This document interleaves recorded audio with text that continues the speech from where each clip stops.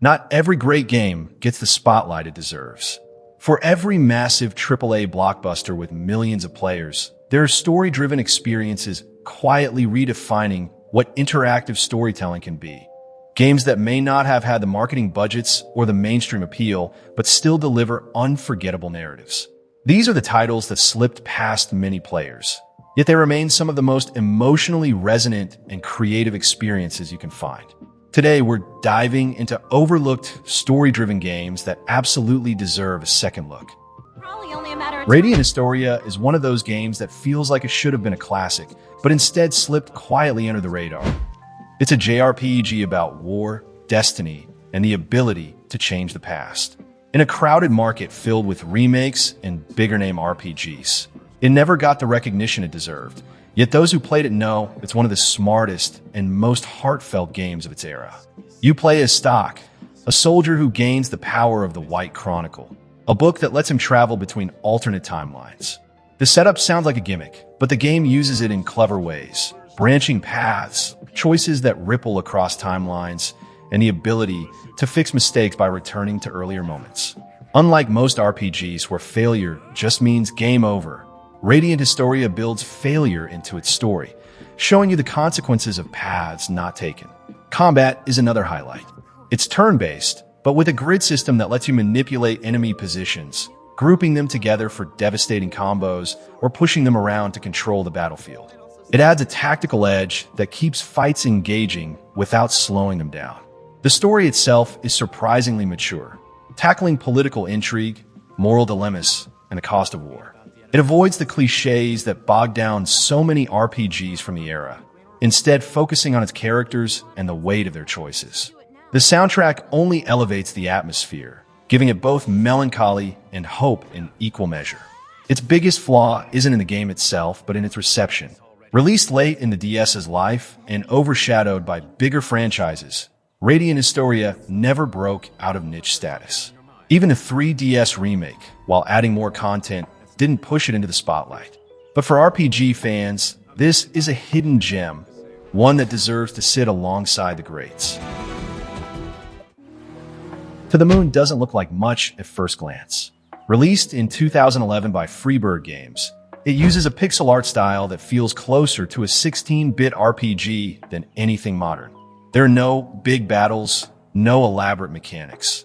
Just a simple framework for telling one of the most emotional stories ever put into a game. And that's exactly why it stuck with so many players. The premise is quietly devastating. You play as two doctors who grant dying patients a final wish by implanting memories into their minds. Their latest client, Johnny, wants to go to the moon, though he can't explain why. To fulfill his wish, you dive into his memories, rewinding through his life to uncover the pieces of his past and the reasons behind his longing. The more you see, the more the request transforms from something whimsical into something deeply human and heartbreaking. What makes To the Moon remarkable is how much it does with so little. The pixel visuals are modest, but the writing and pacing carry enormous weight. Every revelation feels intimate, every memory stitched together with care. And then there's the music. King Gao's soundtrack has become iconic, with tracks like For River perfectly capturing the melancholy beauty of the story. It's not flawless. Some players felt the dialogue could get heavy-handed, and because there's so little gameplay, others dismissed it as more of a visual novel than a proper RPG. But that simplicity is part of its charm. It focuses entirely on its narrative and emotional resonance, cutting away everything else that might dilute the experience. Looking back, To the Moon was one of the early titles that showed indie games didn't need big budgets to leave a mark. It became a cult classic, praised for making players cry in ways most blockbusters couldn't. For anyone who doubts that games can be powerful storytelling devices, this short, unassuming journey to the stars is a reminder that sometimes the smallest steps leave the deepest footprints. Before Mass Effect and Dragon Age, BioWare tried something bold, a martial arts RPG set in a world inspired by Chinese mythology. Jade Empire, released in 2005 for the original Xbox, was their attempt to blend fast-paced action with deep role-playing. And while it never hit the cultural heights of their later franchises, It's one of those games that feels like it deserves a second chance. What set Jade Empire apart was its setting. At a time when most RPGs were defaulting to medieval castles or futuristic space operas, this game embraced wuxia-style storytelling, complete with mystical monks, rival schools of martial arts, and morally gray choices about how to wield your growing power. The combat was real-time, more like an action game than the turn-based systems BioWare had been known for, and that shift made it stand out. Instead of queuing up commands, you were flipping between martial styles mid-fight, chaining combos, and using chi to enhance your moves. The story followed the familiar BioWare formula. Good versus evil choices, romanceable companions, and a climactic twist, but its Eastern-inspired world gave it a flavor no other major RPG had at the time. It wasn't afraid to get weird with its mythology. Still, the game didn't land perfectly. The combat, while ambitious, felt shallow compared to true action games, and the morality system leaned a bit too hard on binary choices, which lacked the nuance BioWare later mastered. Critics praised the setting, but noted the game was shorter and less polished than KOTOR. And in the years that followed, it was largely overshadowed by BioWare's more successful projects. But in hindsight, this feels ahead of its time. It was one of the first big-budget attempts to step outside Western fantasy tropes and explore different cultural inspirations. For players who love BioWare's narrative-driven formula but want something truly different in flavor, Jade Empire is a forgotten gem waiting to be rediscovered. When most people think of Borderlands, they think of chaotic looter-shooter gameplay, outrageous guns, and a non-stop stream of jokes that sometimes land and sometimes don't. What they don't usually think of is great storytelling. That's why Tales from the Borderlands caught so many people off guard when it dropped in 2014. Instead of leaning into the franchise's trademark mayhem, Telltale Games delivered a narrative-driven adventure that turned the noisy, bombastic Borderlands universe into a stage for some of the funniest and surprisingly heartfelt storytelling of the decade. You play as Reese, a corporate ladder climber, and Fiona, a con artist, two characters who couldn't be more different but get tangled together in a wild hunt for a vault. On the surface, it's classic Telltale. Dialogue choices, branching paths, and QTs driving the action. But what makes it shine is the writing. The banter between Reese and Fiona, the absurd situations they stumble into, and the side characters make it feel less like a spin-off and more like a standalone comedy drama. Yet, underneath the humor, there's real heart. The game takes time to explore themes of trust, greed, and loyalty, showing that even in a world as unhinged as Pandora, relationships matter. And while other Telltale games sometimes stumbled with pacing or forced drama, here it's a rare balance. Funny without being throwaway, emotional without being melodramatic. Of course, it wasn't perfect. The QTE-heavy gameplay won't appeal to everyone, and if you weren't already on board with Telltale's formula, nothing here would change your mind. Plus, its tie-in nature probably made some players dismiss it as just a side story. But those who gave it a chance discovered something special, a Borderlands experience that didn't need constant gunfire to be engaging. Right? Oxenfree feels like a ghost story whispered around a campfire, but one you get to shape with every choice. It follows a group of teenagers who sneak onto a mysterious island for a night of fun, only to stumble into a supernatural rift that connects them with voices from another dimension. It's not about action or combat. In fact, you'll never throw a punch. Instead, it's about dialogue, relationships, and the way the past bleeds into the present. The heart of this game lies in its conversation system. Unlike most games where dialogue pauses the action, here conversations flow naturally, overlapping with movement and exploration. You can interrupt, stay silent, or steer discussions in different directions, and the characters respond as though they're real people caught in a terrifying situation. It feels more like listening to a great indie film than playing a traditional adventure game. Visually, the game is understated, with a painterly art style that captures the loneliness of the island. And then there's the radio mechanic, tuning frequencies to pick up eerie signals and ghostly voices. It's such a simple idea, but it builds an atmosphere that sticks with you long after the credits roll. Of course, not everything lands perfectly. The pacing can feel slow at times, especially if you're expecting big set pieces, and some players felt the ending was a little too ambiguous. But those flaws are also part of what makes it special. Oxenfree isn't trying to be a blockbuster. It's a quiet, unsettling narrative that asks you to pay attention, to connect with its characters, and to piece together a mystery that's as much about growing up as it is about the supernatural. It may not have made the sales charts, but Oxenfree carved out a devoted fan base. Its sequel shows the lasting appeal of this kind of storytelling. For anyone who's ever wanted a game that feels like flipping through a weird, haunting indie comic, this is worth every second. We are? Citizen Sleeper isn't the kind of game that screams for attention. It's a small, text-heavy RPG set on a rundown space station called Erlin's Eye. You play as a sleeper, a human mind transferred into a synthetic body owned by a megacorp, now on the run and trying to carve out a fragile existence in the cracks of a decaying capitalist future. There are no epic battles, no sweeping cinematics, just quiet choices, dice rolls, and the constant tension of survival. What makes it special is how it captures the feeling of living on edge. Every day, you wake up with a limited set of dice that determine your actions. Working shifts, scavenging, making connections, or just scraping together enough food and medicine to keep going. It's a simple system, but it creates this overwhelming sense of fragility.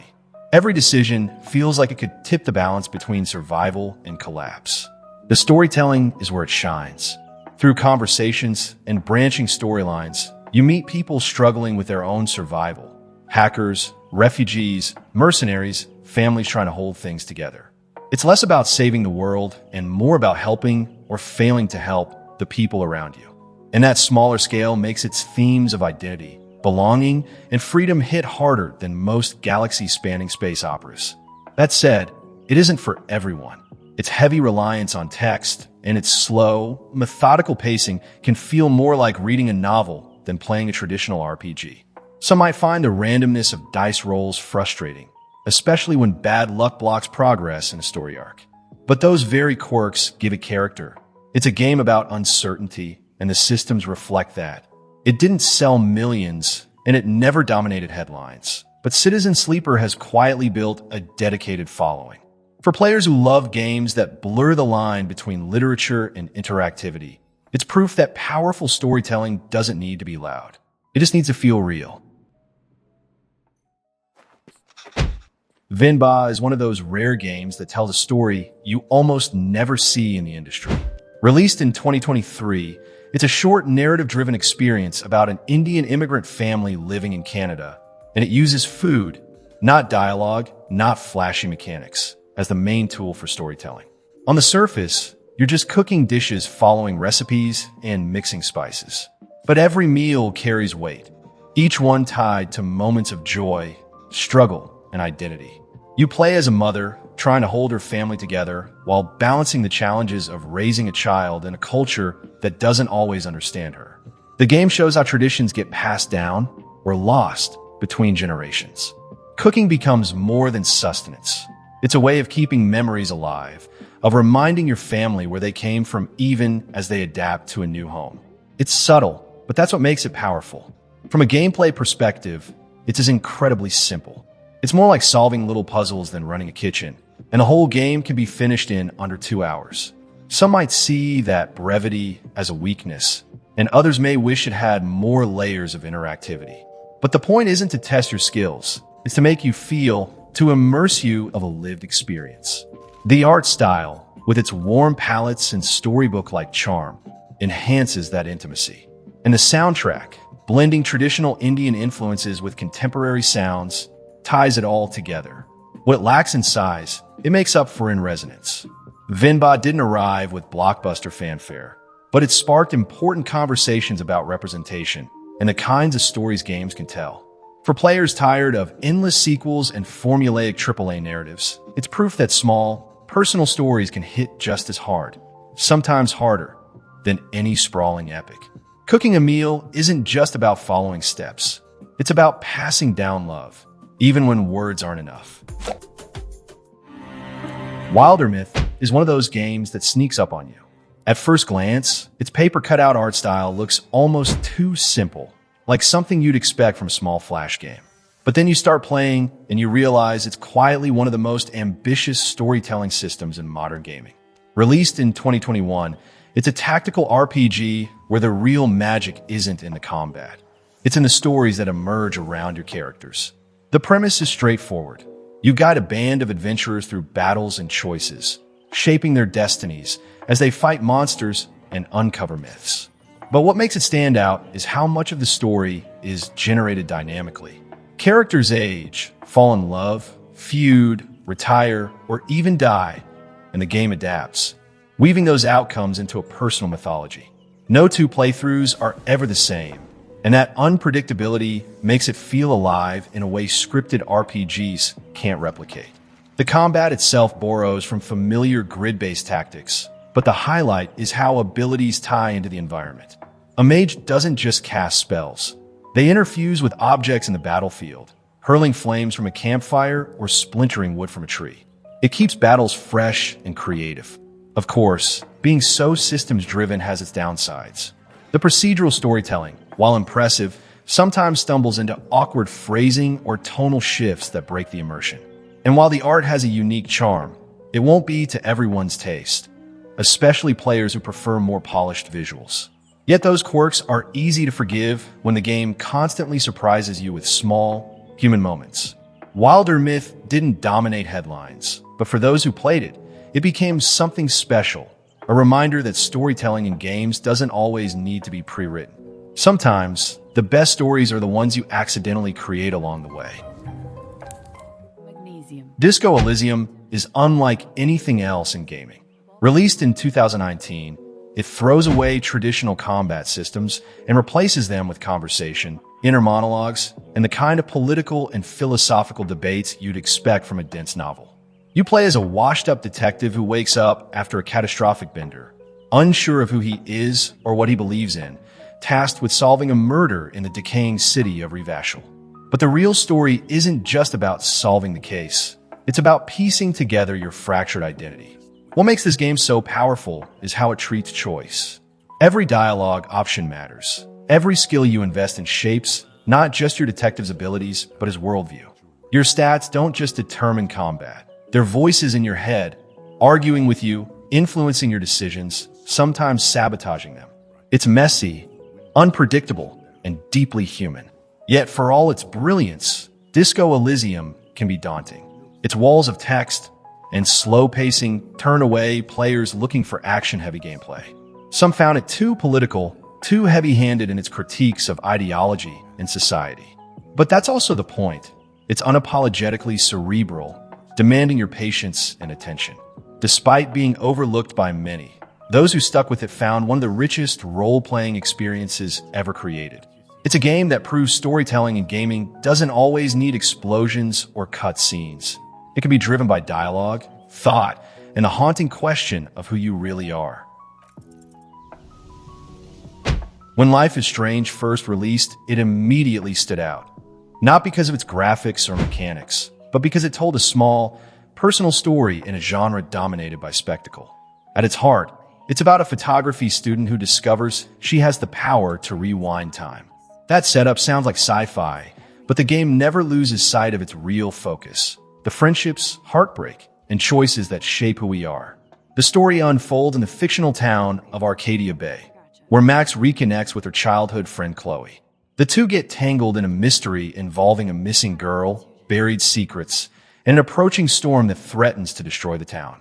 What makes the game so compelling isn't just the supernatural hook.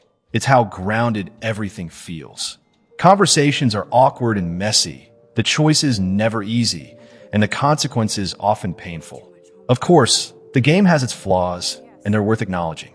The dialogue has been criticized for feeling forced or cringe, especially with some of the slang.